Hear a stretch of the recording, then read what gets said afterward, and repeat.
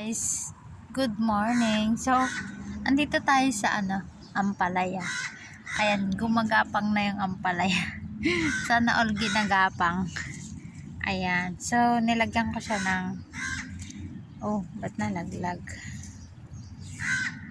Ng paggapangan para para hindi siya madumi. Kasi buhangin yung niya yung lupa. Ayan. So, linisan natin yung sa ayan guys, may talbos na siya.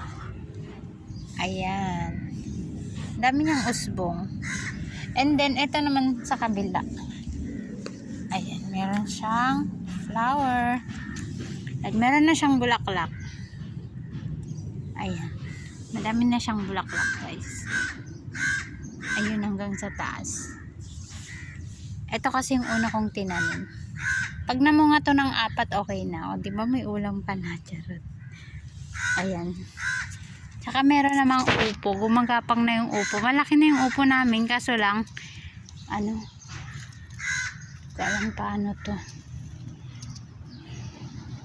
Ayan, meron ng ampalaya. O, di ba? Meron akong tanim na kalabasa. Kaso lang, hindi ko alam bakit hindi siya lumalaki. Ayan, malaki na yung malapit nang ma-harvest yung kahoy, kamuting kahoy.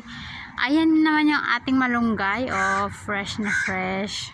Parang ako lang na fresh. Ayan, dami na yung talbos.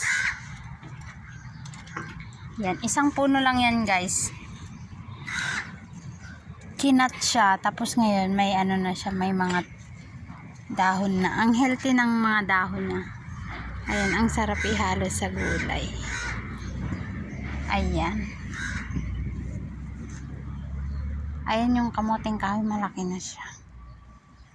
Meron akong kalabasa dito, kaso lang hindi ko alam kung lumalaki ba to or basta. Ayan yung kalabasa ko, bali 3 puno yan. Inaantay ko lang na siya, tapos lagyan ko ng paggapangan. Ay, meron naman siyang usbong, siguro mabagal lang. Ayan, lagyan ko pa ng fertilizer pag medyo malaki.